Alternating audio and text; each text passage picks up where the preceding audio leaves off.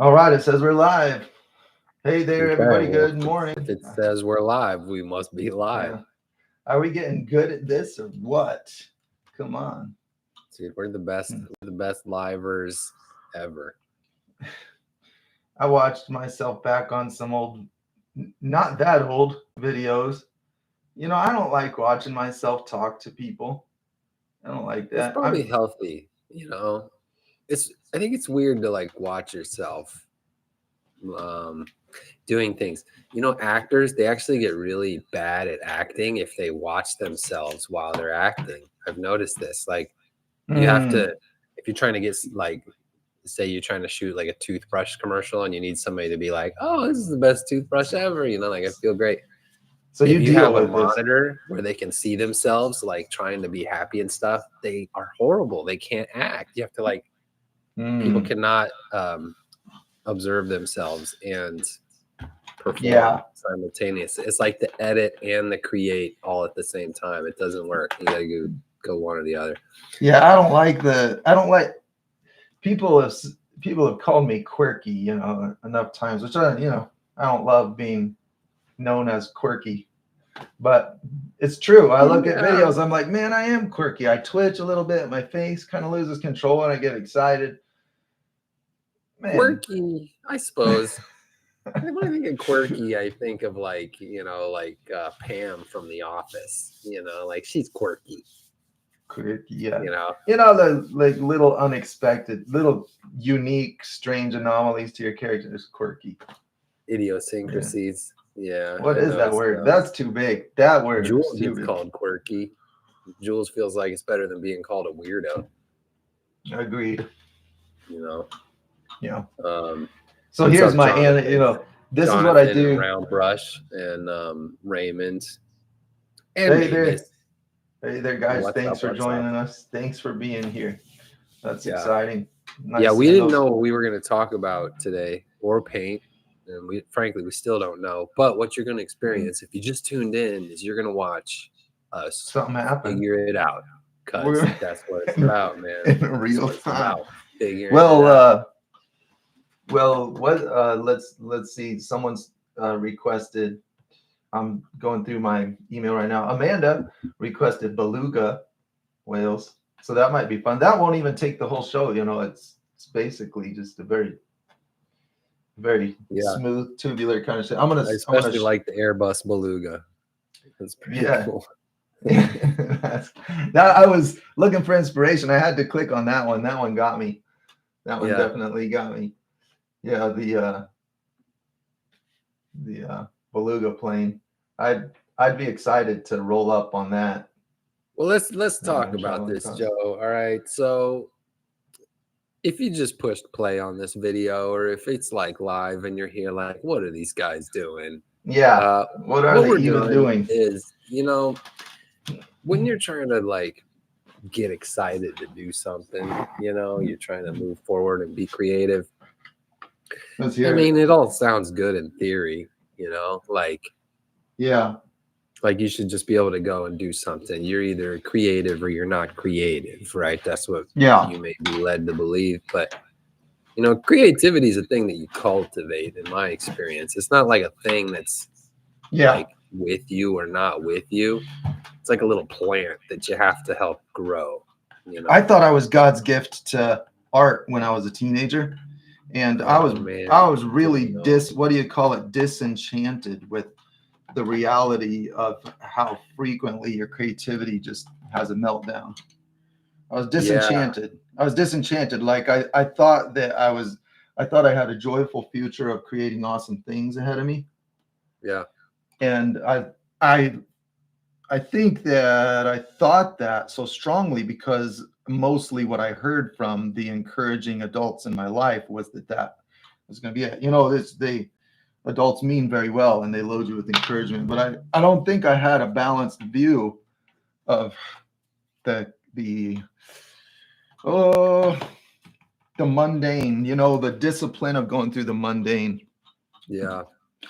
Yeah. Yeah. I mean, as it turns out, we were we were both young and naive. I don't know if anybody else in here has been through that, but Ever been young or naive? yeah, Some people might have yeah, dodged it. Yeah. yeah. You know, we thought we're like, oh, we're just gonna get. It was like ordained, you know, like we were. Oh, clearly we were made this way, and clearly there's those before us that have had incredible success, and Yeah. What's the surely formula? we are the chosen. You know? Yeah, we're better than all of them in all of history, so we should be able to have that success and more. Right? Yeah, That's the logical yeah. flow there. It turned out I was full of mediocrity, is what I was. So it was like, you Mm, know, yeah. Like mediocrity as in do it I while like it's it what I was fun. producing, like what I was making. You know, at the time, what Okay, I was okay. making wasn't like so Stellar. impressive to an audience. You know. Yeah. All right. I'm gonna learn the shape of a beluga while we're figuring it out. But you know,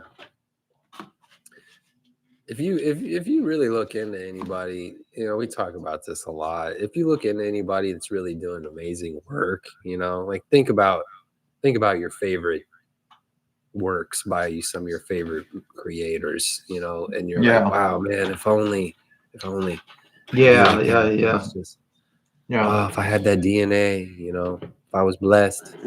But you know, you look at those people, and really often you're going to find some really unusual life that's created unusual circumstances, that's Yeah. created this insatiable desire to do this work a lot over and over Yeah. Yeah. without recognition, and You know, I then think one day, music is where I've seen that. And more than that's where it stands out to me is what I'm saying. Is it really yeah, stands out to me in music music. artists grind it out, man. Yeah, it's just like you just have to be so over the song by the time you make something out of it. Yeah. Anyway. Well, this will be fun. You know, you're going to put a whale up here in the sky. Yeah. Oh, You know what I yeah. I think? mean, You it's know, just I last often week's. think about this, dude. Anybody else in here? Any of the other Maybe we'll go more like faithfuls this. in here? Just look around at objects flying around in the air and think to themselves, "That's just like the water." And then I look at fish It swimming is. around, and I think, "Those are just like birds flying around in the air." Like Oh man, I there's a very whole quickly can category imagine. made. There's a whole category made for unknown like cryptids. You know what cryptids are? Unverified, unknown creatures. You know that kind of don't fit in the reality paradigm. Cryptids is the word. Like Bigfoot or Dogman. I love listening to crazy stories about that stuff. So there's a whole category for sky creatures, like people see strange things in the sky. There's all this developed category. Yeah. I just love realizing the similarity between like the design of animals that are designed to slip through the water and the design of Yeah. animals that slip through the air. Like, Yeah, because they both use aerodynamics, right? So there's similarities. Yeah. I think appreciating. Oh, okay. So perhaps this is a clue for us to figure out our titled topic on getting through creative block. The appreciation spurs me on. Appreciation for what's going on. So when my work became research to figure it out in order to paint it for somebody, I had excitement coming from more than just that initial source that said I want to make something that looks cool. You know, I had just the one source of inspiration that was make something awesome, right? We all know that. It was like, wow, I have this image in my head and it'll be so cool, or I had this dream and I want to paint it and it'll just be really, it's the look. But I had this inspiration of appreciating. There's for example, there's a pattern to a butterfly's wings. And when I was out to learn the pattern and try to solve the mystery of why that pattern looks so good, in order to use it, that really amplified my, or maybe you could say it multiplied my excitement level. That was a helpful Yeah, thing. yeah. Curiosity, is helpful. If you become curious about a thing, that can become very inspiring. But also, Yeah. I'll be honest, man. Nothing is more inspiring than pain, and like that seems like a nihilistic thing to say on the surface. Yeah, you're gonna have to go into depth on that one. It seems nihilistic on the surface, but think about this, all right? You're thinking to yourself, well, I'm nice and cozy and apathetic on my couch. I'm not moving anywhere. I'm comfortable. I'm fed. Uh-huh. I've used the bathroom, right? I don't need to be motivated by anything, right? And then all of a Yeah. sudden, you know, uh, your bladder starts to hurt, right? That's Uh-huh. painful-ish, right? You got to Yeah, move. yeah. You got to go. It's inspiring. Yeah, but I don't know. Yeah, is it inspiring? Is that the word? Well, like inspiration is like an uptake, like a breathing in of something. Yeah. Yeah. All right. Yeah, Right. I know that there's an urge, are we, is it, I'm just asking the question, is impulse, urge, and inspiration interchangeable? I think there's some nuanced difference in those things. Well, I just think you're least creative when you're most comfortable. I've found that recipe in my life to be pretty reliable. Now When I'm that most comfortable, I'm least creative. I can relate to that completely. I think, and then maybe that's where the music thing comes in so much. You always hear that first amazing album, and then everyone else in the world also hears it. The band sells millions of records, and their next their next albums lose the magic. Mm. And I don't, let's not make comfortable as in life is good, because if like one of those artists is listening to this, might be like, yeah, just the fame wasn't great, let me tell you. Yeah, and I could understand that, but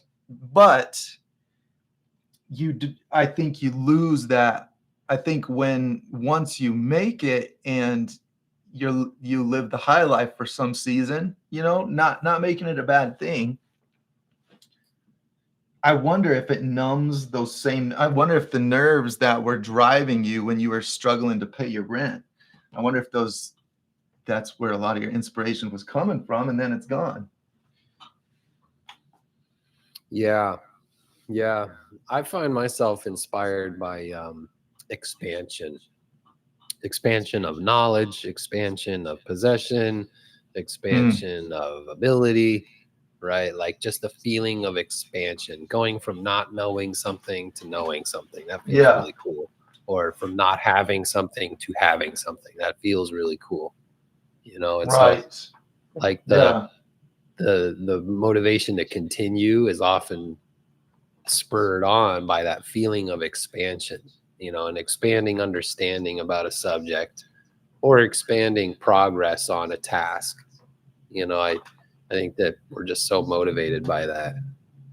And I'm looking at this while you're talking. I'm looking at the computer screen. oh, you're looking at these things. Hey, Jules says something here. We say sometimes we want to be discovered. And I don't even know what this word is. Probably a typo, but I'm just going to say it. Variegated. I don't know that one either. Variegated. Variegated. Maybe we just need a new word in our vocabulary. I'm gonna say maybe they meant to say validated. Yeah, but variegated is a cool sounding word. I mean, it's a lot of different letters, so that's a huge typo if they were trying to say validated. Yeah.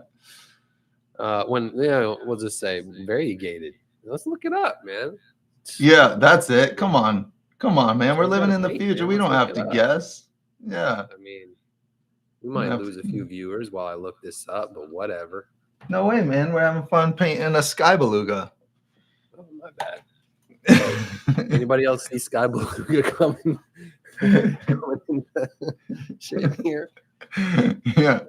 It was a typo. It was a typo. Yeah. Okay. So we'll go Okay. with validated. We sometimes want to be discovered and validated when young, but sometimes God is the one who has discovered us. And like David and Joseph in the Bible, he wants to hide us until we are mature. Interesting. God wants to hide us. Yeah. Man, I'll All tell you right. what. If you can figure out what God wants for me, you go ahead and let me know. No, that struck a nerve. Oh, just be nice. It'd be nice. That's all I'm saying. Yeah. Well, I don't know what the inside of a beluga's mouth looks like, so I'm just going to leave the teeth out. I see a lot of teeth in the bottom right here. Oh, check it out. Hey, variegated is a word. I don't care about your teeth, dude. We're learning vocabulary today. Variegated is also word, maybe auto-corrected. Mavis says the definition means exhibiting different colors, especially as irregular patches or a streak. Okay. Okay. Thanks, Mavis. That's good. Good to know. All right. I don't see much of a dorsal on the beluga. You know, this is an interesting thing. When you're doing really simple forms, when you're doing really simple body shape, you need to pay careful attention to what makes it attractive. You know, that like here's a good side view of this beluga. I want to expand my computer screen to I look feel at like this. all these belugas are all singing opera. Is it just me, or are they all like? Oh! Yeah, I can see that for sure. They are singing it. All of them are doing warm-up exercises. They're opera singers. It's amazing. It never ceases to amaze me. Like if I went to invent to say goodbye. That's a good song. I really like that one a lot. It is a good that song. That Andre Bocelli, man, he gets me. Okay, so look, this is a fascinating thing. I don't understand how shapes give me inspiration, but they do. So I get inspired by visual shapes, and just looking at it, like spending time looking and appreciating a shape generates the excitement in me. Like, some people might want to like call it endorphins or you know, it's like there is this physical sense of dolphins too, but you know, and that was clever. He's quick, folks. Buckle up, we'll be here for a minute. If I invent something, you know, try inventing an animal, post a picture of it somewhere and see how much of the world says, great invention, you did a fantastic job, let's add it to the collection of earth animals. You know, like you're not going to get a huge audience that validates your invention more than like a horse. You can't reinvent the horse. And the shapes are just fantastic. And looking at a beluga, it frustrates the heck out of me because analytically I'm looking at that thing and saying it's a sausage with fish flippers, you know, and it's like a lumpy sausage at that. It's not even a smooth sausage. But then they swim around and they sing opera and they laugh and smile and everybody's like, oh, beluga, look, let's see the beluga. Let's go to the zoo and see the. There's some mystery in nature that just triggers these key components. So learning that simple shape, don't underestimate the impact of a very subtle change in the contour of something, because it taps in. It really is a bizarre creature if you just take in that dude. Okay, so imagine. Okay, so we're used to seeing things in a certain context, which makes them feel very normal, right? We've normalized beluga whale, right? We're sitting here talking about whales, beluga whales, yada yada. Yeah, we're just not even impressed about the existence of beluga whales. That's a weird bag of flesh in this aerodynamic shape. It's just sliding through space and making weird faces at everybody. Yeah, if no one had ever seen one, they'd be like, you're making that up. No one would believe you. They're like, he's okay, what? How are you describing this thing? So imagine describing this creature to somebody that didn't live on Earth, right? So there's this it's like a turd shaped thing, kind of. It's like lumpy. When you put it that way, man, you really took the romance out of it for me there, man. Yeah. Round Brush says they look like maybe they're half baked on the evolutionary scale here. I know they now I agree, but that's the way we feel about ourselves so much of the time. It actually becomes relatable and joyful to watch them. Yeah. You're like, hey, that thing bumbles around just like me. Well, it is endearing, I gotta admit, because it's not attractive, and yet it seems Yeah. to be having a pretty great time. But if know? I invented something that was not attractive, it would just be not attractive. I couldn't hit that endearing mark, you know? Well, there's a really satisfying recipe there. An unattractive, ungifted, untalented thing that's having a blast. Yeah. Except know? have you seen it? They navigate the water like they're awesome. Like They a really big overweight kid that can just like cut rug like nobody's business, right? Like he can, and just wants to dance. I'm pretty sure I've seen that YouTube video. Right. It's just Yeah, that recipe. yeah, it is. Yeah, yeah, for Or sure. like the little kid just playing t-ball that is just like running backwards around the bases because they're having a blast. Yeah, I'm I trying to like learn the shape of the. You want to get the look at that one. That's not lovely. That's what that's the yeah, it's like a stuffed animal. That's when we like take a picture. It's like a stuffed fetus. We don't love every photo of ourselves either. Like that's not his best side. It's like you pulled that out of something's womb, is what that is. Before it grew any hair or distinguishing features, you just like grabbed the little You're ready. Slug You're ready. Come on. pulled it out into the world. Yeah, that's it. Yeah. Well, so it's all silly and fun, but the just toying around with the ideas and talking it through and thinking about the mystery. Honestly, that is that is a huge for me. I can't give anybody a formula for getting through like writer's block, creative block, whatever you want to call it. Can't give a formula, but I can definitely say as somebody that has to turn it on for customers, it starts with appreciation when it comes to me needing to dig it up. I'm like, okay, let's get into this.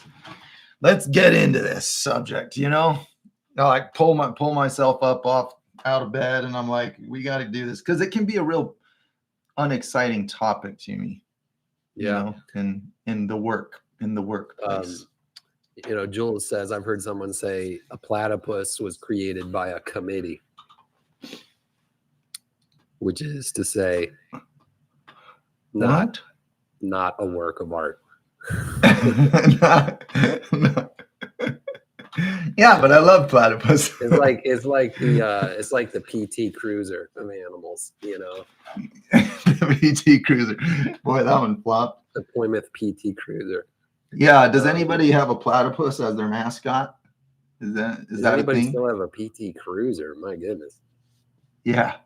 Yeah. Right. Well, getting made fun of. I'm sorry, I just insulted your PT Cruiser. Oh. For a little joyride, and you'll feel better. Don't worry about it, man. You should have seen that coming. No, I know. Hey, I got one of my best memories in life is being in a convertible PT Cruiser, driving around, looking up at the stars. Okay. Yeah, cool story. Anyways, all right. I think I've got the shape. We got a little twist to the tail that's not quite right. You think I should flip the tail? Flip the tail down. So we do a little whoop whoop. Kind of make it look like it's doing this, or should we just go up, or just flip it up? This is something I repeatedly struggle with because it's that same thing. The shapes inspire me. I get feelings from the shape, and they have this way of communicating motion that's often a mystery to me, exactly why one is more attractive than the other.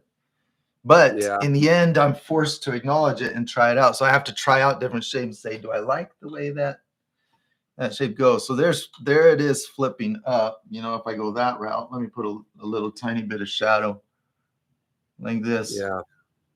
Yeah, man. I also am attracted to shapes. Anybody else attracted to shapes? Is that Yeah. just a Joe and me thing? Or do you Yeah, find yeah, I am yourself, curious. You know what? Like, so here's none the of. thing. Listen to this. Listen to this. Okay.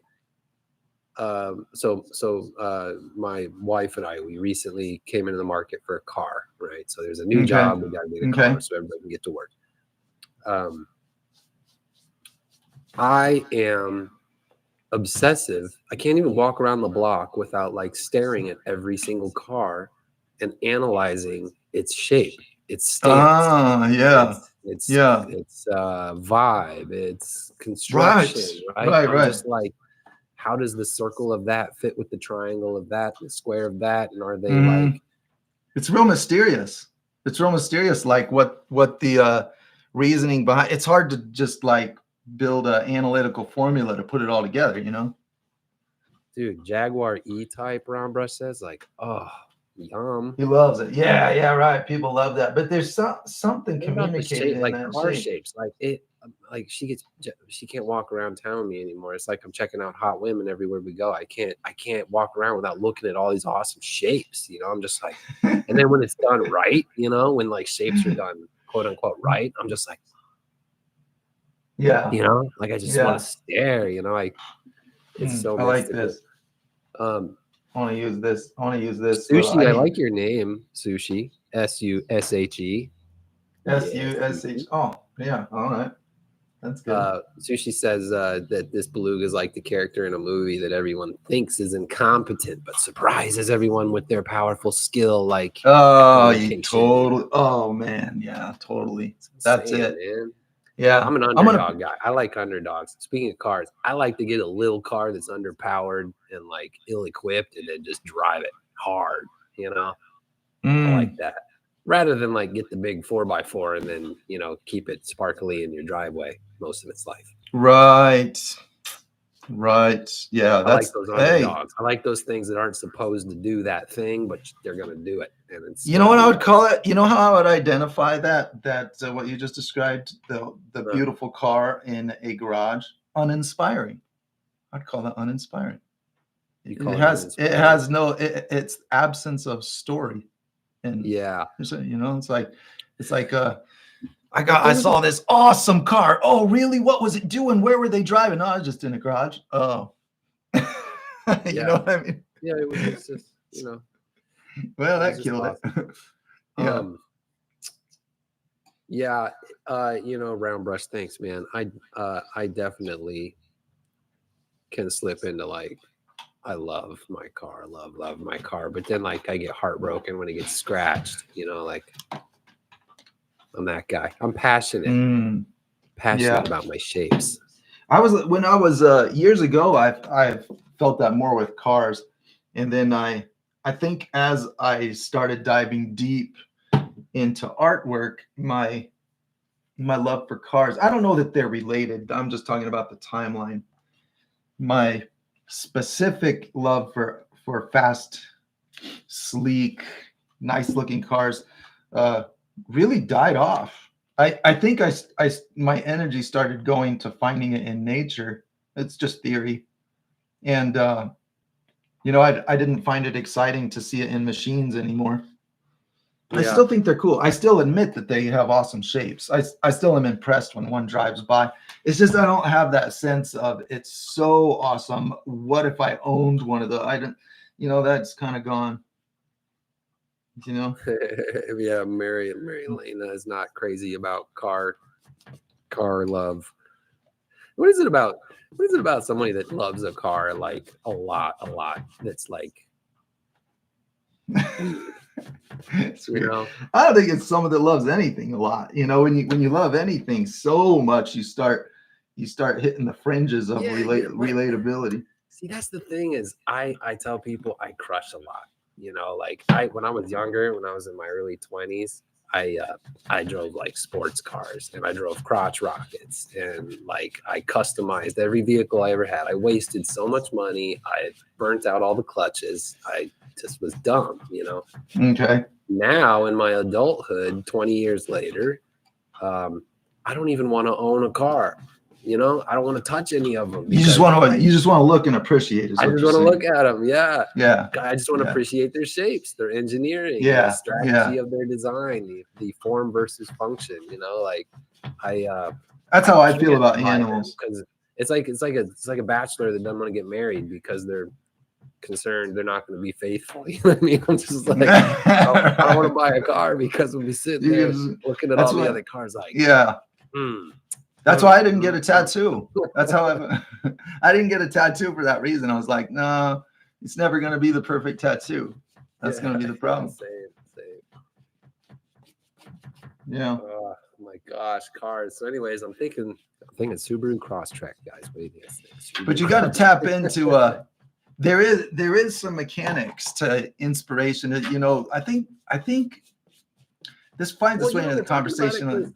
Hey, hold on. Let me finish my thoughts. I'm taking it.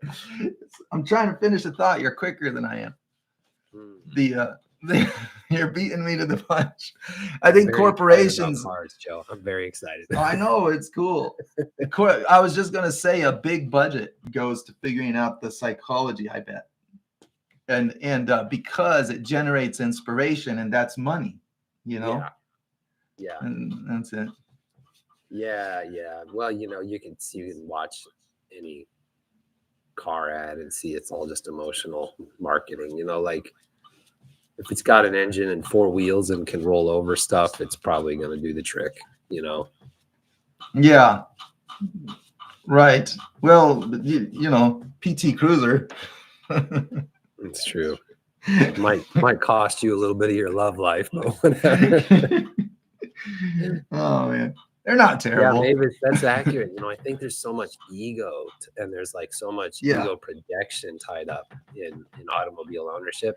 Oh, but really ego, man, ego really feels good in the city because, like, if you're walking behind someone on a sidewalk and they're behind someone else, there's the 3 of you walking down the sidewalk. You're just going to kind of navigate your way around each other, past each other, you know, like, excuse me, pardon me, you know, yada, yada. Yeah. Especially over there in the UK, Mr. Roundbrush, you know, y'all got those manners. Well, if you put these 3 people in a car now, right, you get their ego projection all over these 3 automobiles. Now all 3 of them are terrified that the other 2 are going to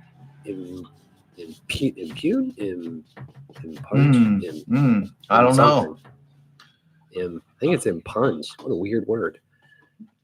They're going to get up in your space, right? They're going to threaten you. Well, now your ego is threatened, your sovereignty, you know, you matter in the world. How could they just like, push you out of your space? And it just gets out of control. It's the strangest psychological trigger, man. You know? As soon as you're in a car, as soon as you're in your chariot, you're just like a complete. Here in my car, I feel safe from the world. That's a real song.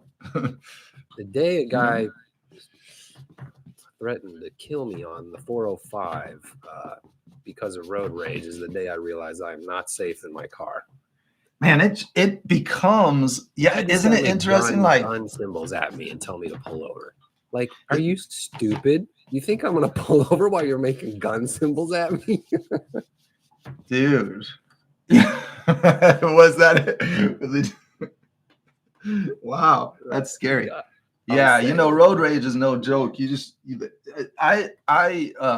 That's where an ego turns from a fun drug into the overdose that killed you is when it goes to road rage, you know? So, you know, I treat road rage like that's a wild animal. Just steer clear, let it have its space in the jungle. You don't need to go into the jungle trying to put that animal in a different place. It has chosen its world and it's going to enjoy that world as best it can. So when you see a road rager, you know, that's my mindset. I'm like, enjoy your world of rage. I'm out of here. Yeah. Jet Set Jay, you got the right approach. I hope to be you someday here. Jet Set Jay says, I love my car when I had it, but now I haven't had a car in over 6 years. I live in a big metropolitan area and just take the bus. I'm a 70-year-old senior. Nice. That's what's up. Jet Set J, living the dream. Yeah. Free as a bird. I like, I like simplicity now. I think it's cool just to watch them, applaud the beautiful thing, but owning them isn't for me anymore. I think when you're younger, ego does. I think there is, but if it's not one thing, it's another. Like, ego is not the only thing to appeal to. People have the things that bring them excitement in life. Ego is just one of those things, and it pays. I think it pays to try to dig in and appreciate the mechanics of those, because that pertains to our topic. We're like, how do you get through a block of creativity? Like, nothing is exciting to me. Well, going out and trying hard and trying to learn is a great way to start generating that. Well, it's aspirational. I think there's a connective tissue here. We didn't start talking about cars just because I wanted to talk about cars instead of painting. We talk about cars because there's a similarity here. Okay. Aspiration. I'm in a position in life where I'm looking at cars to buy, and I'm thinking to myself, it's field of dreams if you get the car, the lifestyle. My daughter was aspirating once. She was aspirating paint thinner when she drank it. I'm pretty sure I know that word. You got to see the mechanic about that. But it's aspirational. The vehicle you are choosing. All right, bear with me, Joe. Bear with me. Let's hear it. No, I want to hear it. I'm not going to interrupt. I'm sorry. The vehicle you're choosing is a vehicle that you are hopeful is going to take you to another place, right? You get this BMW because it's going to make you look awesome. You get this outdoor adventure car because it's going to make you a mountain climber and a camper, right? That's true. You feel pretty good. It's going to make you big and strong. It feels good rolling up in the right vehicle. Yeah. Moves. Well, that's kind of what you're doing here with this painting, right? It's aspirational. You are creating a story so that you can be inspired to go live in that story instead of where you are instead. Instead of where you are instead. That was well stated. Did I say instead? Hold on, let me drink some more coffee. You doubled up. You just really punched it. It's like, it's instead, right? It's like saying I just imagined it in my mind. Is what I said. It's kind of like saying it. It's the power of a story. That's what I'm getting back to. No, you're right. You're right. I agree. I'm just giving you a hard time. Where does inspiration come from? It comes from stories. If you're not inspired, it's probably because you're telling yourself a very uninspiring story. Interesting. And the way to tell yourself a different story is to just like go outside, right? Move around, break up your paradigm, get things shifting and churning, and then then you can start to see your story from different angles, and it becomes more inspiring. Like if you're like, oh, I got to paint a beluga in the middle of the sky. You're like, well, that's not inspiring. That's not very inspiring. Unrealistic. It wouldn't be the case. I don't know what to do with a beluga in the sky. Oh, well, can we put them in some deep ocean with like some, shadows and reflective water? Oh yeah, that's a story. Very inspiring. Very inspiring. Yeah, that's funner. Yeah, for sure. Like, should I go get a Honda Civic, and be that guy that's saving gas and being very practical? Not inspiring. Not an inspiring story. Should I get a Honda Civic and, lift it 6 inches and put off-road tires on it and be the only Honda Civic in town that can drive over other cars? Yeah. Right. Yeah. Yeah, that's funny. Examine your story. If you're uninspired, examine your story. Interesting. Yeah, that's true. It really helped me to come to terms with what I naturally am, regardless of what it was. I'm a show-off. And people call you that. A lot of times they'll say, and it has a little bit of a negative vibe to it. It's not. I don't think harm is meant, but you kind of perceive it as not great to be a show-off. But when I realized I'm a natural show-off and I need to show off to to exercise my true nature. I'll put it that way. In order to be out there exercising my true nature that I was born with, man, I got to be showing off. I got to be saying, hey, look at this trick, look at this thing on it, because that is like one of those deep rooted things that brings me joy. So I had to find a good way to show off, and for the sake of showing off. Not Did you reach a point in your life, because I have certainly, where I've just embraced that I'm a show off. At a certain point in your youth, being a show off is not palatable. You know, you got to embrace it. Yeah, that's what I'm saying. What a show off, dude! A show off, right? And then at some point in our lives, you and I seem to have both just been like, yeah, I'm a show off. I'm gonna show off. Yeah, I'm gonna show off. It feels great, you know. Yeah, is that done? Yeah, you get to a point, I think, where you get so exhausted of being ashamed of what's natural and trying to manufacture what's prescribed. That's exhausting, and you know, there's a point in life where you got to just be like, I'm done. I'm being me. And that's a lot. You know, people have a lot of names. We have different names for the different walks of life. Don't appeal to everybody. You know, someone might call it self-discovery. Somebody else might feel like that's sounds like a different belief system. But Roundbrush saying if you have a talent, you're not showing it off. You're wasting said talent. Right. And I had genuine conviction that I was indeed wasting talent. I actually had some painter buddies that were a big help to me in that. I was just slinging a brush, painting houses, doing some big exterior job. And I'd be talking about, you know, just shooting the breeze with your workers. I kind of miss those days, being on a crew and just being one of the guys doing mundane work and talking about life. But they'd be like, if I had talent like that, I wouldn't be doing this. And I heard that so many times, I started to wonder, you know, like I had some genuine conviction about it. Like, I wonder if what they're saying should be taken seriously. Yeah. Well, what they don't say is, if I had talent and discipline, then I wouldn't be.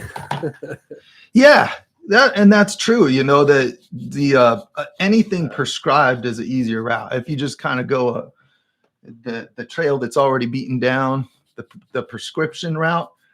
Can you just tell me, give me a formula, give me a thing to be the best for my situation? Let somebody else decide. That's what I mean by prescribed.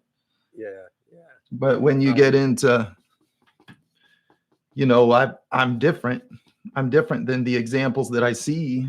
Maybe I need to make my own trail here. That does take some discipline, but I really appreciate that they pushed me in that way. Like, you've got talent, man. How about doing something with it? Yeah. It reminds me of that movie. It was a movie, like some penguins, and it's like trying to find their song, or one is trying to match up with another penguin that, like. Okay. Anyways, it's a very heartwarming story. Is that Happy Feet? I think it is. Yeah. Yeah. It's like a coming of age thing. A penguin has to find its song, and when it finds. Oh yeah, that's Happy Feet. Yeah, you're talking about the movie Happy Feet. Self-actualizes as a penguin. You know. Mm-hmm. It's a really nice way of thinking about how each of us have this sort of contribution available to us that we can make to the world, to the people around us. Yeah. You know? There's a wind that we can blow, an influence we can provide. Yeah. It's funny how many times we reference whether it's quote unquote talent or not is less important, I think, than recognizing the opportunity to do something to that which you influence, which is a lot about what we were talking about last week. You know, Jules got over their writer's block by telling themselves a synopsis of their book. It helped them focus on the most important part of the story while they were writing, and they got excited about it again. Hey, that's cool. Okay, I need to learn the word synopsis. Looking at the 30,000-foot view, being like, why? Oh, okay, that's what you mean. Project. That's synopsis. Synopsis. Like how did I get way down this rabbit trail and I'm now like mired in this detail of this particular thing, like it's useful to pull back out and like, what are we even doing here? Yeah, you got to back up and look at it. I got to do that with paintings, is it like, so that's an interesting thing, you got to do that in life. You got to do it with a single project. Yeah. It's like that fractal pattern in life again, where it occurs in all the little branches of life and it occurs in the big picture of life. Yeah. Jacob, what's up? Welcome to the show. Hey. Also, Jules says, so this is an interesting thought experiment. So why are you showing off? If it's to connect or teach community, it's good and positive contribution. If it's to prove you're better than others, that hurts others and disconnects you. That's a good distinction. I like that. I like that. Yeah, there are. So it was a important thing for me to learn that there was an available good way to show off. Because you got to. It's hard to. It's not like you have a manual on this. Maybe there is a manual, but I was too proud to read one.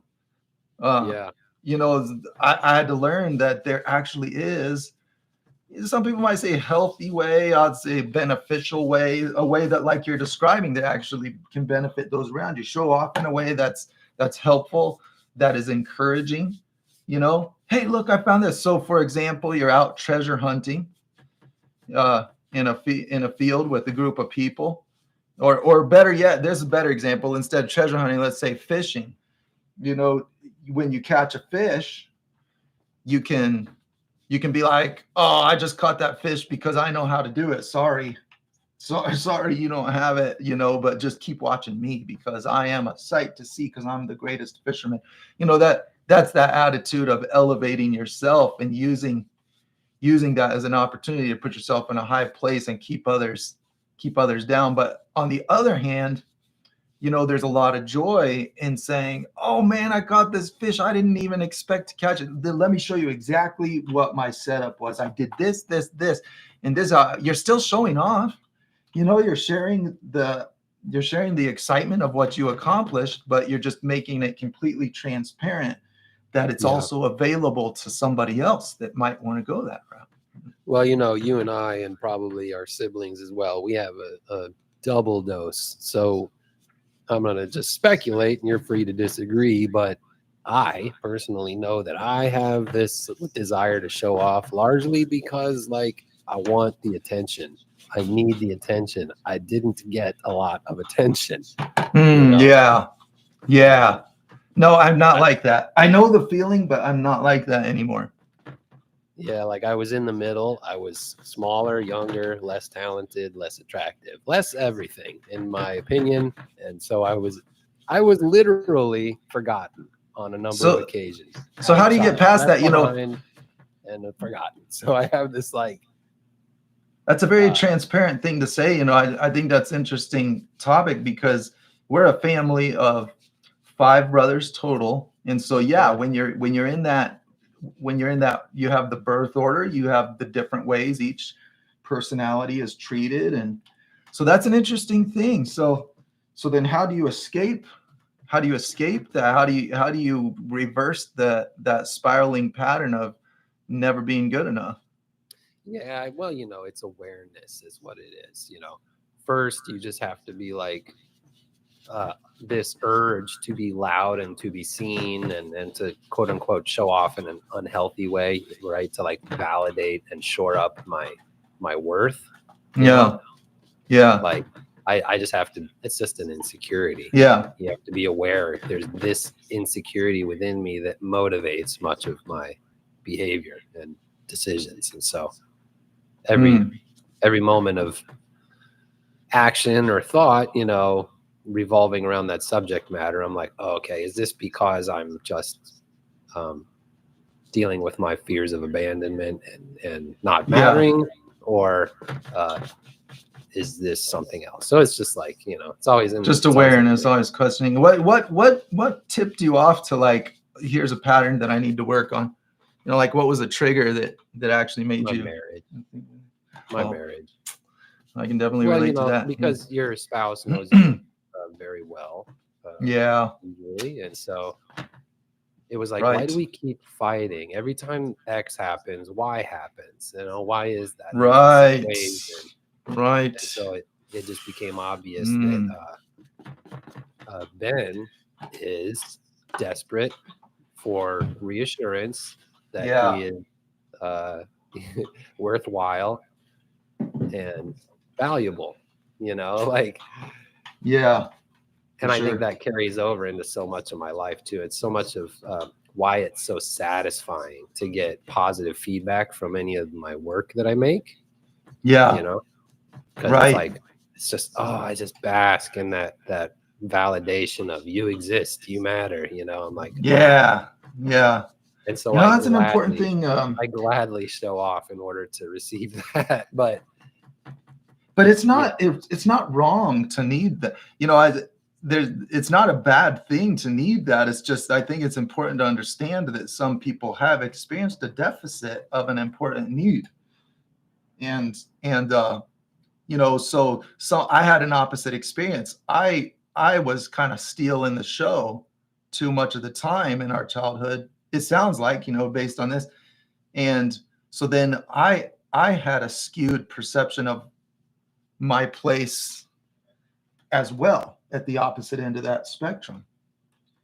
You yeah, know what I mean? Like I yeah, I was thinking that I was thinking that all of that praise actually belonged on me, you know, because what, you know, it's just like you you just earned accept, it. yeah, you accept the reality that you're presented with in the beginning, right? So then you start asking the questions.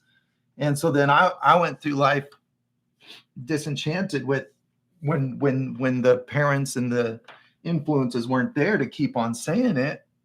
I was like, the world doesn't get me. Yeah, You know? So uh we were at opposite ends. I was kind of stealing the parental praise too much of the time. yeah. Well, in my adulthood, I've learned that like parental support and recognition is nice, but it's the thing that most people probably don't get in life. So I'm not going to sit here and Mm. feel that I'm deficient or victimized. It's just, No, but recognizing that it's a need is valuable. yeah, So yeah, that for you're not sure. ashamed to go get it. I just have an appetite, and I Yeah. know where that appetite comes from. Um, Yeah. but that to tie back in, it is, I show off as a means of like soothing my existential anxiety as well. But, Mm, um, that makes sense. Jules brings up a good point here. You make yourself vulnerable to what others think. And like, if others don't validate you, then you feel horrible, you know? And so Jules Yeah. is getting validation from higher power. I think you just need to make sure that you're shored up outside of the approval of others, for sure. Man, I was all about the approval of others for way too long. You know, that's funny because I also marriage was the the radar, you know, like the indicator that something was off. I mean, I came into marriage thinking I was God's gift to married life. You Everything. know, everything. Yeah, everything. Let's just put Everything. it. Let's just say everything. That's fair. I really did, man. I was like, I am, you know, whoever is around me is lucky. Lucky, you know, no lack of self-worth. I had self-worth, but I didn't have confidence. My confidence was all shored up in getting it from other people. So I had these way off the charts expectations for people to keep on feeding me that. And then I'd get real upset when I wasn't getting the encouragement I was entitled to. Yeah, it's just an unreliable fuel source, so Yeah. um, yeah. Round Brush says, my parents praised me once they had a few drinks. Nice. I like that. Yeah, let's Yeah, keep it light. yeah, that'll do it. Thanks for Well, keeping it being light. a good parent is not a prerequisite for being a parent. Yeah, being a parent's hard. I actually sat down to lunch with my daughter. Something I should do more often. I really enjoy those kind of times, and I had a candid conversation with her as she's now an adult, owning her own choices. And I explained to her, I said, the way I raised you, it wasn't all right. I made a lot of mistakes, and I need you to understand that I was really concerned about doing it right. I really wanted to just be a good parent and do it right.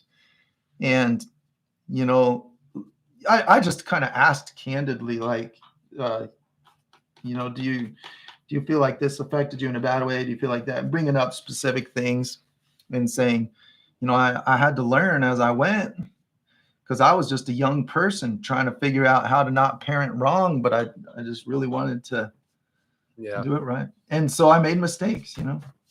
Yeah. Well, you're not going to get through much in life without messing it up. I've learned. If you endeavor to care about anything, Joe, you're going to mess it up. I'm sorry. Got to mess it up. That's the same with my painting. I gotta make it ugly before I can bend it. I gotta get the thing in motion, and then it gets easier. It's getting myself in motion too. Oh, that kind of how's that? You liked that too. That was like a juicy nugget of philosophy right there. Get yourself in motion. Dude, that has been a key component too, of like not doing something because of the way I feel at the moment, but because I know that the way I feel is going to change. So getting myself in motion is real important, because I know that the way I feel in 2 hours is not going to be the way I feel right now. You can't judge. You can't judge what you're capable of based on what you currently feel like. It's like going to the grocery store and buying too much because you're hungry. I keep a little diagram in my brain, a little thing I put together in my darkest hours, where I was like, my feelings are not reliable. They feel horrible. I'm being led around by my feelings, right? Like I'm not being creative. I'm not making anything. I'm just getting depressed and everything sucks, right? I'm dominated by feelings. So I'm like, how do I liberate myself from being controlled by feeling? And I realized that there's a trio of things that influence my state of mind. A trio. There are three things. There's my feelings. The answer is trifold. There is a trifold.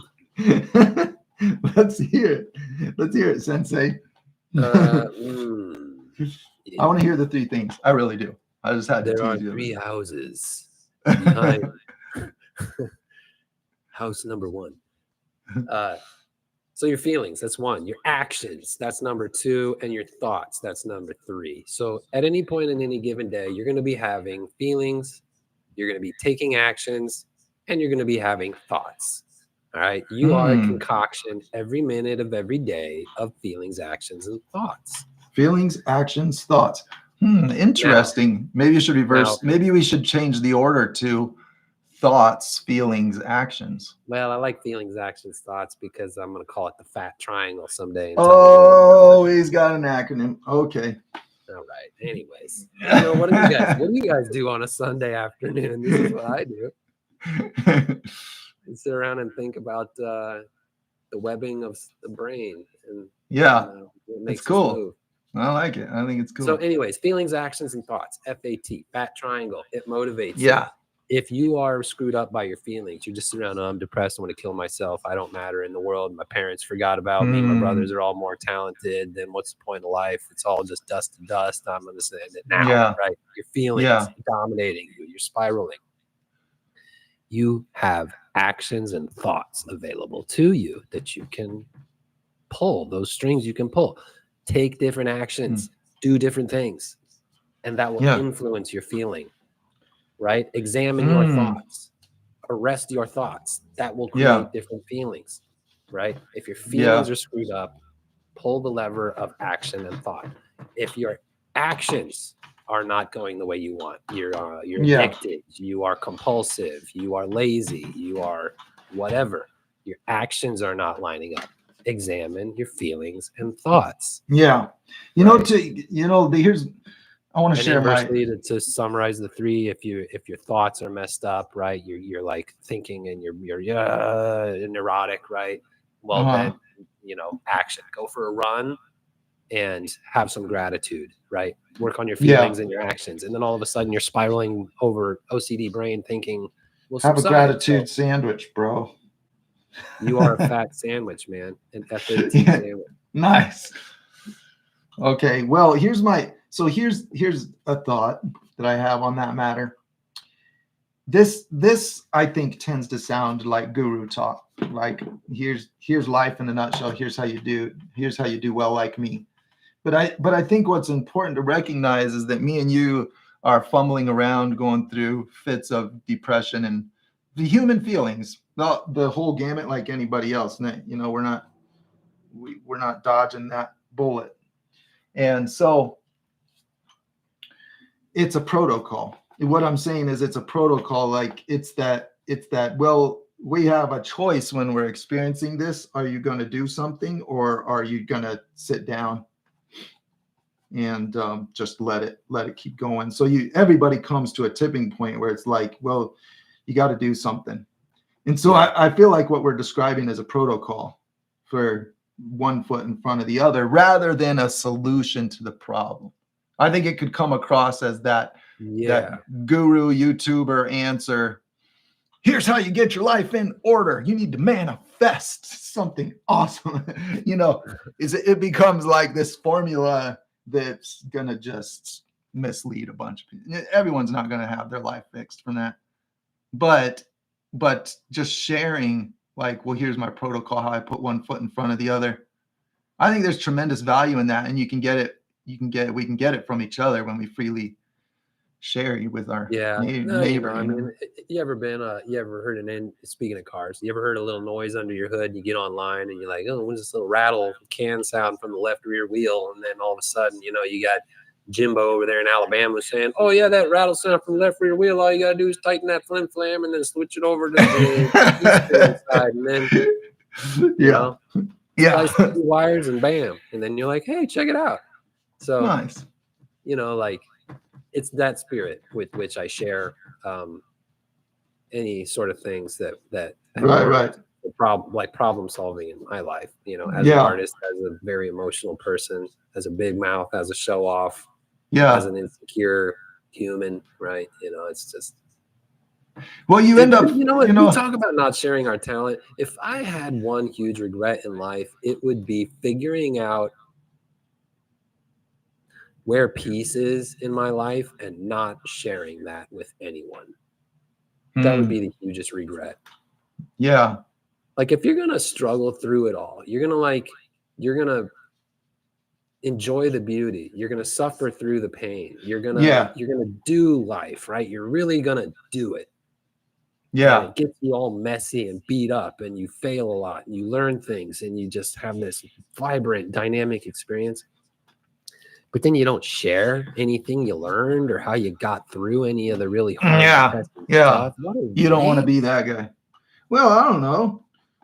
Waste. Maybe if you feel inspired to be somebody that shares the knowledge, but it's not wasted if it has the value of keeping you above water for your family's sake. Sure. Well, you imply that you're giving it to your family. Right. I'm a guy without kids. Right. That's true. That's a different perspective. Yeah. So the need to share does come up, doesn't it? That's a good point. Yeah, man. I'm desperate. It's like if I do all this pontificating and like philosophizing and problem solving and then like just die with it. That's sad. That's sad. I don't want that. It makes me feel the opposite of what that beluga's face looks like. Yeah. Oh, there went his eyeball. Or her. Okay. Yep. Yeah, that face. No problems in this world. So anyways, if that beluga was saying something, I think that beluga would probably be saying, Hey there, guys. How was the weekend? You and the wife get out? Totally. Oh man. Yeah. I think it'd be saying, hey, want to go outside? Want to go outside? That beluga wears a paisley tie to work. Yeah. All right. I had to get down to shades of not white for the sake of adding light. I didn't, in the orca picture, I didn't put like the light hitting. I want to show a way to do that. It's fun. So I'm Hey, Jules gradually says, darkening. Jules liked your thing about not being so quick to make decisions based on emotion. They're saying never make a permanent decision based on an emotion. Emotions are an engine light. There's another car reference for you. Hey, Emotions that's cool. are an engine light. I like that metaphor. That's a good one. Something's going on. It doesn't mean get rid of the car. Yeah. I like that. You know, that's good because it's so confusing trying to, when you're making choices and you got like your logic says one thing, your emotions say another, you got different things going on. It can be really difficult to prioritize one thing. Oh, you're just kind of trying to meet an intuitive harmony between all the different things, voices in your head. You know what I mean? You're like, well, there's a part of me that wants to do this, but there's another part of me that thinks that's a mistake. Man, making choices is hard. So practical analysis of stuff like that, I think can really be helpful. That's cool. Well, we're going to put some light kind of coming down the side of this beluga. I'm going to switch this eyeball to a real deep blue because we're underwater. Here's a fun little thing when you're doing dark shadows under a color of light. Shadows get more colored by the light than things that already have light on them. So let's say you're doing a landscape and you got all your highlights, your bright trees, your rocks, you got all those things, but you want to add atmosphere to it. Well, I used a very primary, I didn't put nearly as much neutral color in the real dark shadows of this. I did put some because I'm not trying to go full primary blue, but I made sure a lot of color is visible in this shadow, a lot of color of the water, because that says that there's mostly just blue light in that shadow. If I would have just gone with a very neutral color, that shadow would be kind of throwing off the vibe of the picture.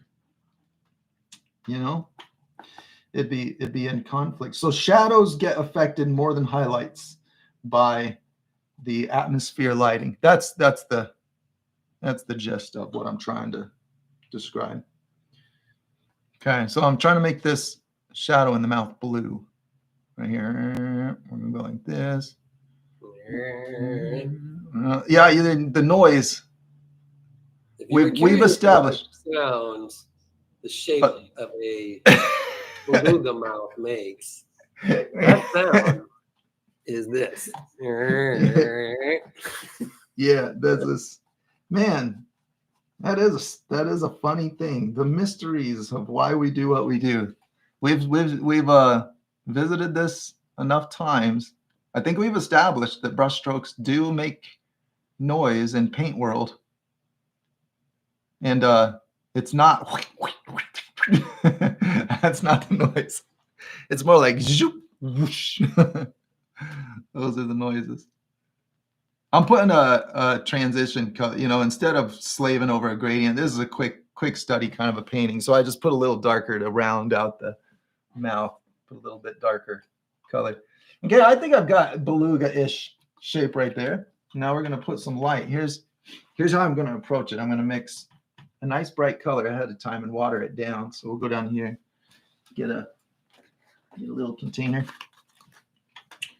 and we'll put some of this blue. Let's put just a little touch of my green. We'll really brighten this. Maybe I'll use this for some highlights in the rest of the picture too. We'll go here, put some of that, and then we'll just put a whole bunch of white in there, a whole bunch of this to get my to get my bright lights. And hopefully there'll be enough white in here that they don't look too green. The idea is that I add a whole load of white. I want it just to be a little touch of kind of shifting toward the green as my light gets to its brightest level. So we got to put plenty of white in there, and then I'm going to water it down, because this is just going to make my job easier. I could just mix these on the palette like everything else and do it, but pre-mixing a thing that you're going to do a lot of is, helpful practice. So I'm doing this. I'm going to put that might be light enough. Let's see. Let's just try out that color. And when you go light over dark, it loses color intensity. This is a light color. It's going to go over a lot of dark ones, so it'll probably lose some of that green color as we go. All right. So this is fun. You can use a dry brush here. This is one approach. Just get the little point in there. Just get a little bit on. Come up here, and I'm going to bend around the contour. So I'm going to do zigzags, but I'm going to make sure that I wrap around and stretch them out, because think of a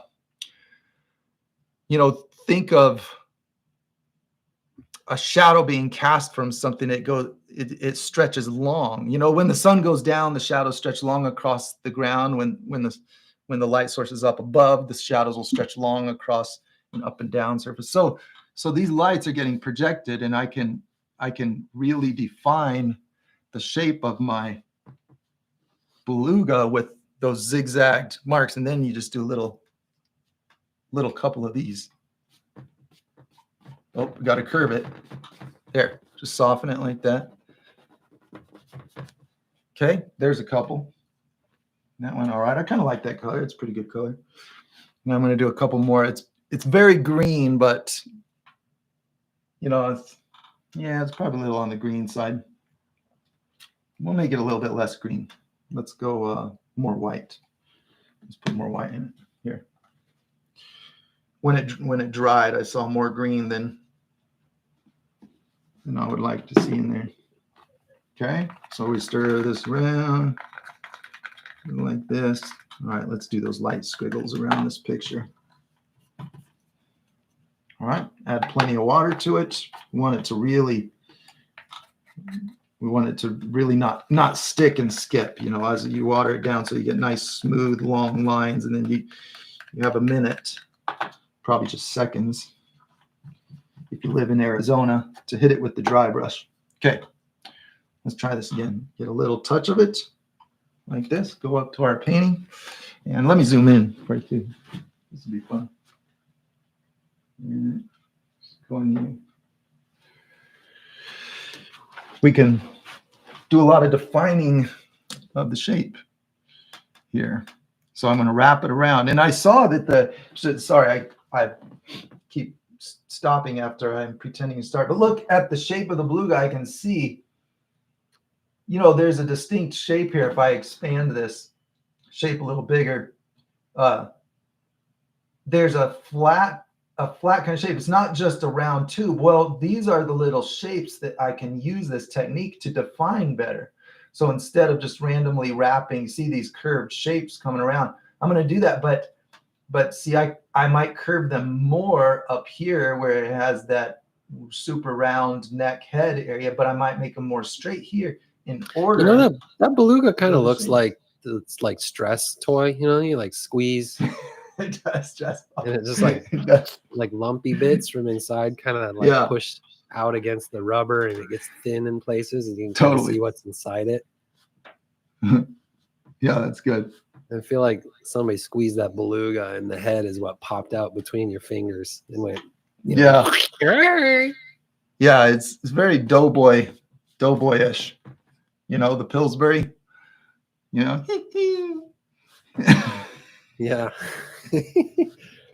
Oh, we can't do that. We can't go onto the belly. We got to fade it out. Oh, there, we got that one in time. Yeah, that's true. Hey, we're breaking the servers round brush for sure. We got a crowd in here at almost 30 people, Joe. So hey, all right, we're gonna nice. Thanks for being here, everybody. Need a permit pretty soon to occupy this much space. Yeah. All right, let's put a few of these little little squigglies. So, you know, when they're going down a surface like this, I want to make them real stretched out and long. I'm about to overdo it.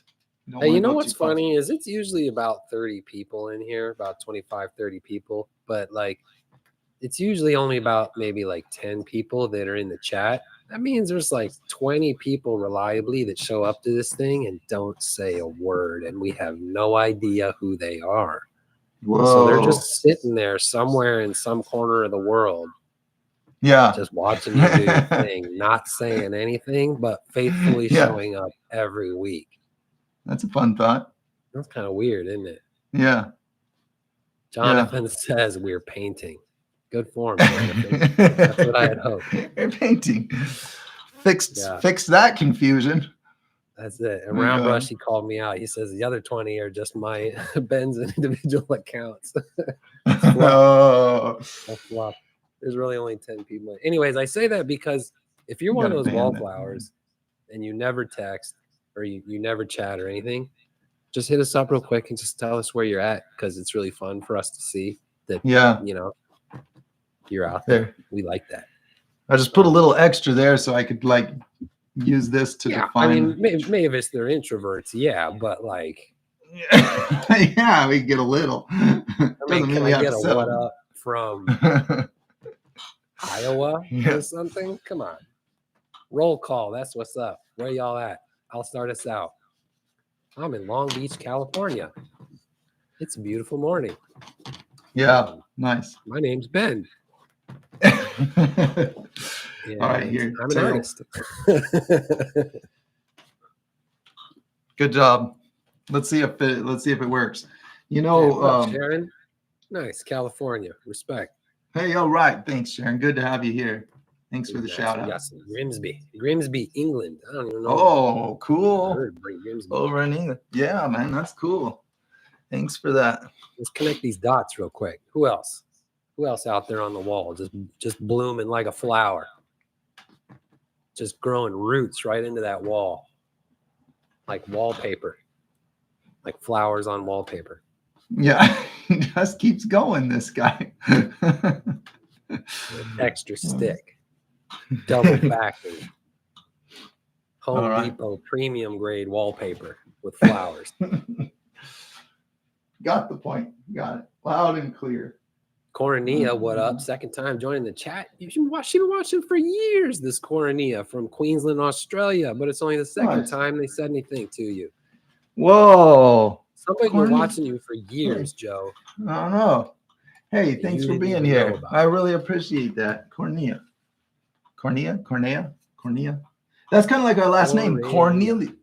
Oh, okay. That sounds a little bit like our last name, Cornelius. Yeah, it does. Okay, I don't think this would really happen. You know, like when you're deep underwater, I don't think those caustics but we don't care about what really happens. What we want to do is create awesome looking stuff. So we're going to go like this. We're going to do a little bit of soft blending, and we're just going to keep on getting water like this. And the ones that are close, I'm going to make more up and down. The ones that are in the background, I'm going to squish them like back here. We're going to do real tight little zigzags. Hey, Tom, what up? Tom Heaney from Colorado. Good to hear from you, man. I'm glad you're enjoying the combo. That's very thanks. Inspiring to hear. Oh, nice. Yeah. It is indeed inspiring. The subject, the said last minute subject of our show. Yeah. Sharon been at it for years here. You know,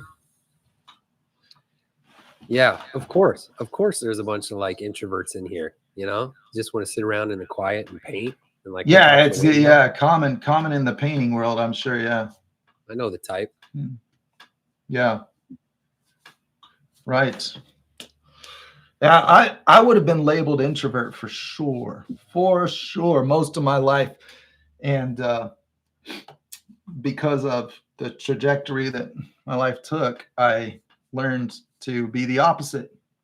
You know, so I'm not convinced that introvert or extrovert are necessarily connected with who you are. They're just what happens, you know. And one I'm not calling better than the other. I just think it's a result rather than a Yeah, trait. it's just a flower that bends this way or that. Maybe. I don't know what it's like to be anybody else, so I shouldn't say too much. Hey, check it out. We got GT Lowe's up in the chat. Virgin chat user. First chat ever, Joe. Just for What? All right, man. Thanks for being here. That's GT fun. Lowe's has never put anything in a chat until And there you go. now. You put it there. Just Oh, for you. thanks. You know, And that we're really from makes England. So what makes up, my day. England? Big Yeah. shout. You got some good peeps, England. Yeah. Good senses of humor. Good stiff upper lips. Good. Keep a stiff upper lip. Good keep calm and carry on value system. I love it. Yeah. All right. That's cool. You Excellent. seem to know a lot about England. You know stuff that I didn't think of. Oh yeah, no man, I'm a man of the world. You should see what I know about other stuff. You should see what I know about cars. Whoa, he knows stuff. All right, I think this is enough. You know, less is more. This is a situation where less is more. Yeah, one of my favorite things said about England is in a Guy Ritchie movie, on the movie Snatch. When you've probably never seen this movie, but one character looks at another, and he's like, "Yeah, where are you from?" He says, "London." He goes, "London?" He goes, "Yeah, London. Fish, chips, bad people, worse weather, Mary Poppins, London." Mary Poppins made the cut. Wow. Whenever I think of the UK, I think fish and chips, bad people, worse weather, and Mary Poppins. Nice. JK. I don't know anything about London. I've been to Heathrow once. That's how much I know about London. Okay. I sat in a hotel outside Heathrow. That's it. All right. I don't even know what Heathrow is. It's an airport. It's an airport. I just bounced off it. Okay. Sounds cool to me. Yeah. Yeah, airports are super cool. We got these things called planes. Yeah. All I ever do is paint, so I don't know anything. You know, I don't know how the world works. I'm in here studying color. Yeah. Everything else has to be explained. Well, I think you understand more than you think, Joe. If it's not color and shapes, you know. Yeah, bad food, worse weather, Mary Poppins, London. That's it. Well, Brush, you got it. I love that quote. Yeah. I do have a love for gray, humid weather, you know, that European England. Well, I guess, you know, if we're talking specifically about England, then it probably has its own weather compared to other European places. But hey, I liked the gray skies when we went to Germany. I thought that was cool. Yeah. Yeah, they're inspirational. All right. Gloomy. Hey, I think we got our picture. 40 degrees in some parts of the UK, Joe. Did you know that? I didn't know that. And did you know when I say 40 degrees in reference to the UK, I mean Celsius. That's hot, dude. That's way hot. Lexi, what up, Lexi? Nebraska. Huskers. What up? What up? Nice. Lexi in here from Nebraska. Welcome, Lexi. Thanks for being here. Thanks. We're wrapping up the picture now. I'm gonna do a little bit in the background too. Are you gonna give him some teeth, Joe? Lexi wants to know, is that beluga about to rep some teeth? Okay. I was thinking it. I was trying to dodge that, thinking if I just did a shadow, I think I didn't get away with it. So I guess we got to put some teeth in.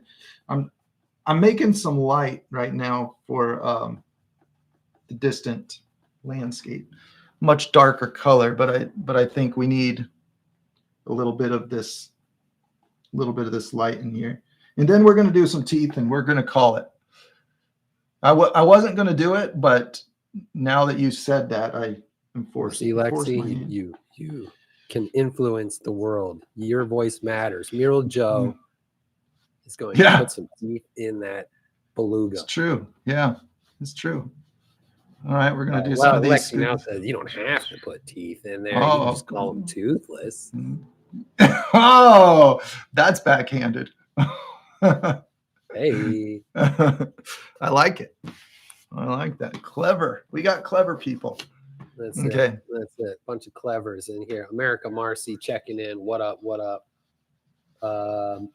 So you guys, home stretch here. So now's the time, if ever there was a time, to let us see what you're working on. If you want, wait, we don't have a link. Oh, yeah. Never mind. We don't. You Save can that. post it real quick. Yeah. Hey, you know what you can do instead?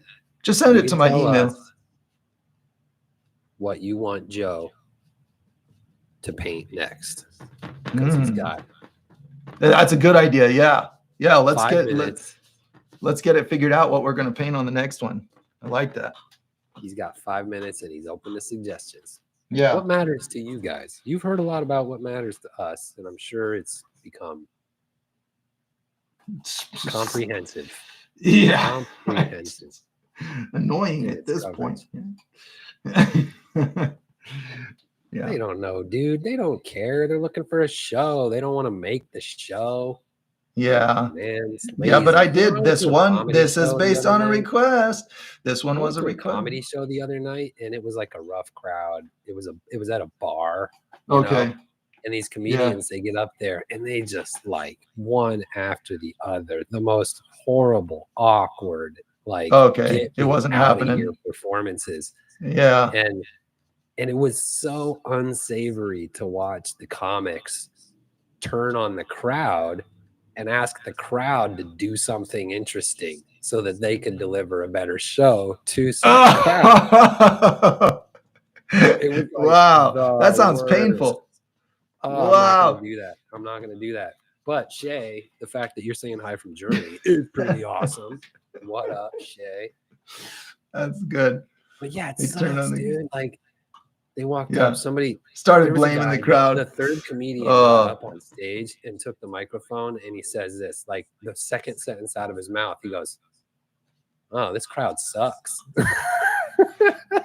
Wow. They're like, well, the likelihood of laughing just went down. Man. Wow, he just put you in your place. As a lifer in the show off business, you know? Yeah. If I ever find myself in front of a group of people, just blame them. Man, you guys suck. Just blame them for whatever's not going right. Yeah. Wow. That's something. Okay, that's great. Does anybody else love awkwardness? Do you guys love awkwardness? I love awkwardness. Boy, it's like a strong cheese, you know. It's like there's an amount of it. There's an amount of it that's pretty fun, but you can overdo it. Yeah. Yeah. All right. Yeah. Let's put some teeth. Let's see what beluga teeth look like. What do you think? That's true. Yeah, the English, they're pretty good. The British, they're pretty good with awkwardness. That's what Round Brush is saying. Yeah. Good at making light of it, keeping it fun. Yeah. It's become cooler. The last few generations have appreciated awkwardness, I think, more than ever. Yeah, I think the generation of hipsters, as the phrase was coined, celebrated awkwardness. Yeah. You know. Okay. Yeah. Awkwardness. Go. All right. I'm just gonna throw this out there. What? Dude, that's what that beluga's saying. That beluga's saying awkwardness. Go. Whoa, go. All right. We need a little bit. That beluga. Oh, you know what? That beluga is what's calling those soccer games, the football games. Okay, I don't see teeth in there. And he's got the ball, pass it, and it's goal. That is it. Go. All right, I think I get the point though. We need the inside of its mouth. It's just a cavern. You know, we need to address this empty cavern space. We got to work in dark colors. It's fun to imagine what he's shouting. What the beluga is shouting. Let's put a little bit of anthem. I feel like that beluga is singing the national anthem. You know? Yeah. Oh, and the rock. Of course, we got a lot of different national anthems. Rockets. Well, your national anthem, right? I imagine wherever you're at, your national anthem. No, it just occurred to me. We got all kinds of. You know. Yeah. That's no it. Teeth. Sharon says no teeth. Good observation. I don't see any teeth in that beluga. We need teeth. Oh man, because teeth or no teeth. Look at Joe. It's Switch the camera. Get the camera off of this. Put it on yourself. Whoops, my bad. I think the My world bad. needs to see you hanging your head there in defeat as Yeah, you think about whether or not teeth belong in this beluga. yeah. Well, they belong. Lexi, We're hey, gonna- Lexi officially retracts the teeth suggestion. No. This is Lexi all is your out. fault. Lexi is out. Lexi, you're getting teeth. This is your fault that I'm doing this. Suggestion retracted, they say. This beluga needs teeth. Guess what? We're giving it teeth because I can paint whatever I want. Oh, nice. You had to give it a mouth like a horse. Look at what does a beluga eat? Hey? There we go. Chew on wheat? Yeah. Here's the tongue. We're going to put a tongue. You know, you can make anything. This is a fun thing. You can just, it's like sculpting. It's so fun to have freedom of painting three-dimensional shapes. If you just use this simple rule of gradients make something go into something else or bring something out of something else. Gradients. So I just gradually lighten this. See, instead of a hard line that suggests two separate objects, it's a gradient, darker, darker, darker, darker, darker, darker, darker. There. It's a tongue coming out of the mouth. That is a specific effect from a gradient. So, you know, it's kind of fun. Brush says belugas are such suckers. This beluga just lost 90 IQ points with those teeth. Hey, now. What if my teeth look like that tomorrow? Shay says, make one tooth so the beluga looks a little awkward. Oh, yeah, that'd really celebrate. Hey, you know what, Joe? You know what we're getting right now? At the end of this show, finally, after an hour and a half, you know what we're getting? Oh, inspiration. We got inspiration. Are inspired, you guys. We've done it. We got inspiration happening. Let's do this. Here's a fun project I've been working on. Look, I had a friend that gave me his honest testimony of his face-to-face encounter with Sasquatch. I got my first police sketch story. I drew it with pencil first. This is what I worked on yesterday. It's still a work in progress. How do you like that one? This is what he saw. This is very specifically based. Every little detail is based on his description. Boy, that's a mood changer, isn't it? That's it. That's what I worked on yesterday. What are we talking about? I just wanted to show that. I got a future. I wanted to plug a video that's coming. My friend Sasquatch encounter is going to be a video that I'm going to put up. Yeah. Yeah. Yeah, we're loving the Sasquatch. We're smashing that like button for the Sasquatch. Dude, these are like opposite. Contrast is such a fascinating thing, isn't it? Smashing it. Yeah, that's it. Hey, that's what he described. So Joe sends me the photo or the thing he's painting here right now. And he's like, hey, what do you think about this? And I'm like, oh, cool, man. Sasquatch. And then moments later, he sends me another photo. And Joe, I just want to share with the world the other photo you sent me. Careful now. Don't get me in trouble, man. Don't get me in trouble. All right, hang on. Hold on. Let's get your window here. Let's click this. How do we get the share? Yeah, let's see. Yeah. Let's see. All right. That's it. That's I needed inspiration for style. Purely style inspiration. That's all it was. Not trying to say that there's any direct comparison. Not trying to say that. That's it, man. That's it.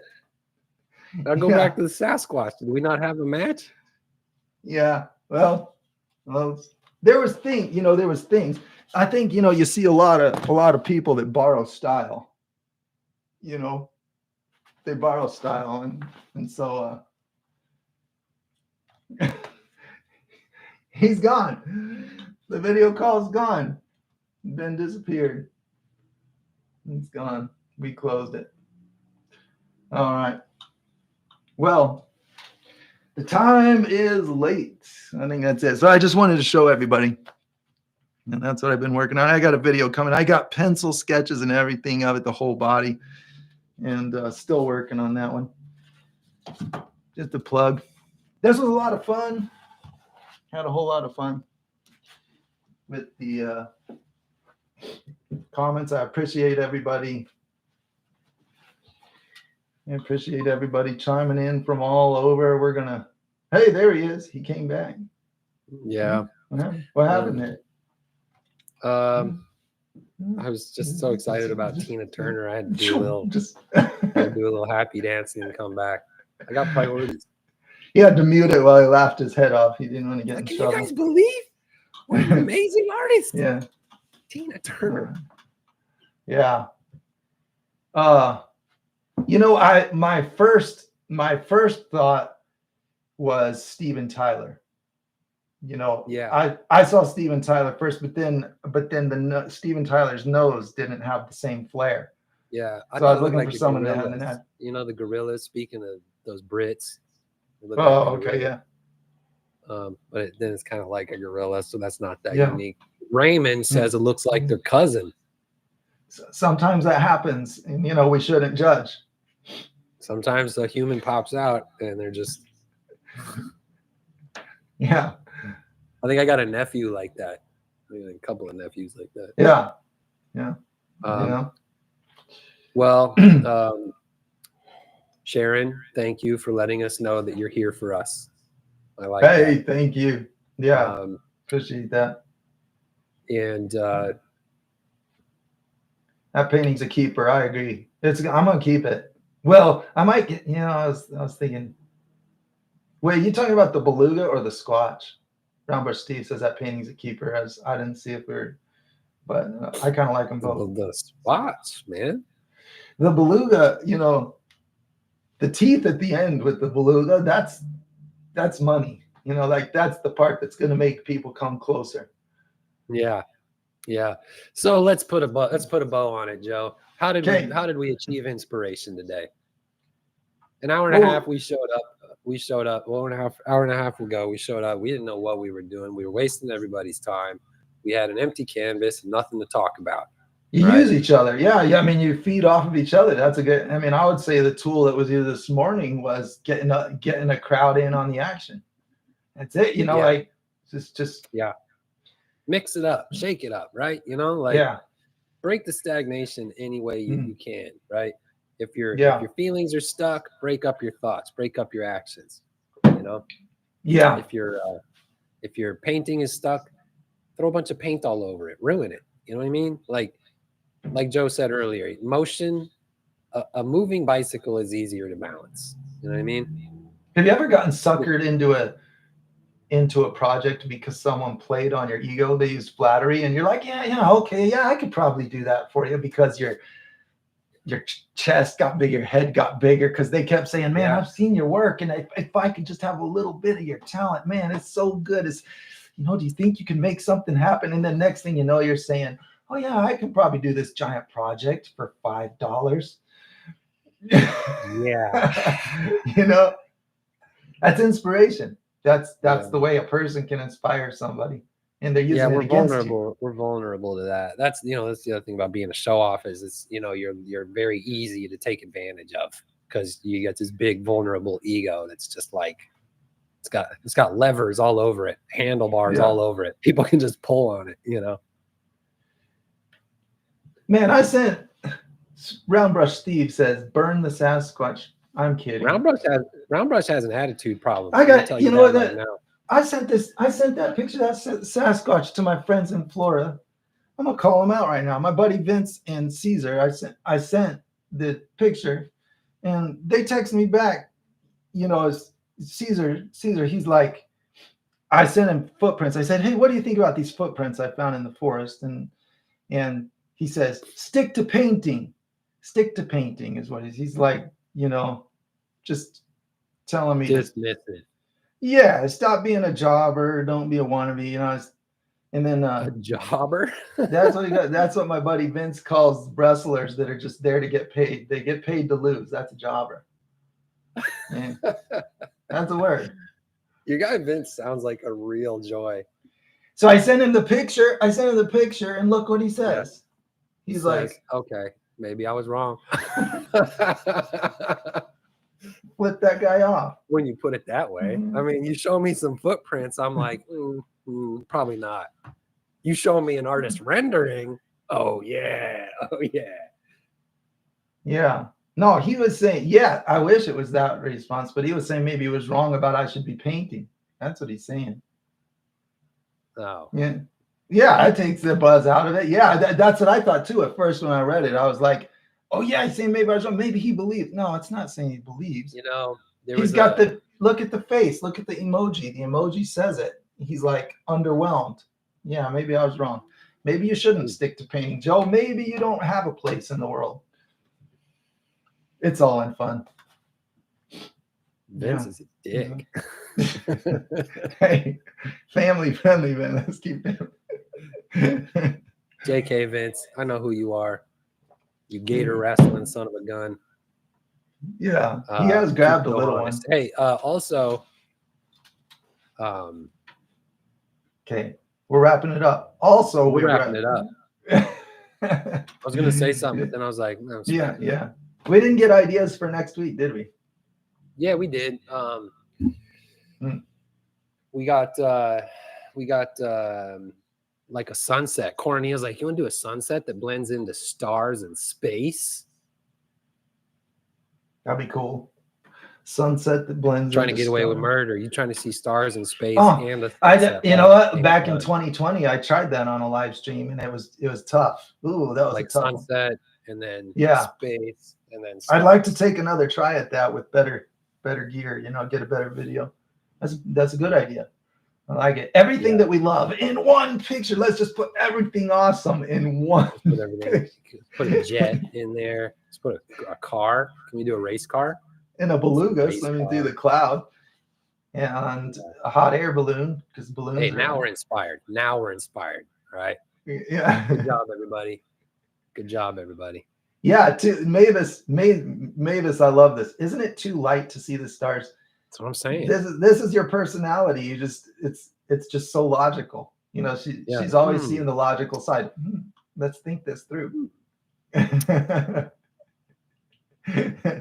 Yeah. I love adherence see if we can bend the tendency to adhere to logic is a trustworthy thing, you know? Yeah.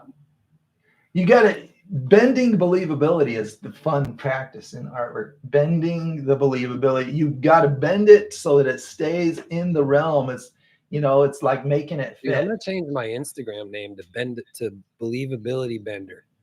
Believability Bender Ben. Bend the believability bender.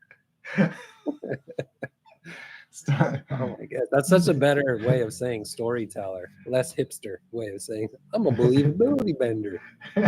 Yeah, you might the bender boy.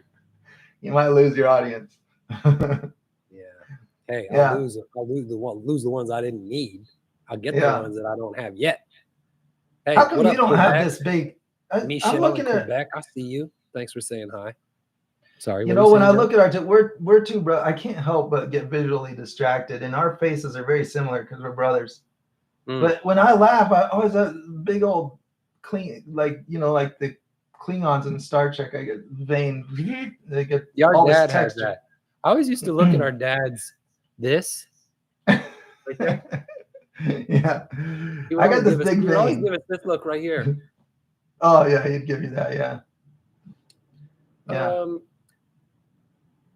I don't like your attitude. That's usually what it was. Well, yeah, that's it. I think good luck with that attitude. Philosophical. You'd get something. All right, it's time for us to call it. All right, it's good to see you, Joe. This show is over. Okay, wait. The time. How are we doing on time? 8:49. We started at 7. We gotta get out of here. Go back to the corners of the world and wallflowers, you guys. We'll see you again next time. Yeah. Thanks for making us feel like we're worth something over here in our corners of the world. Thanks. All right. See you.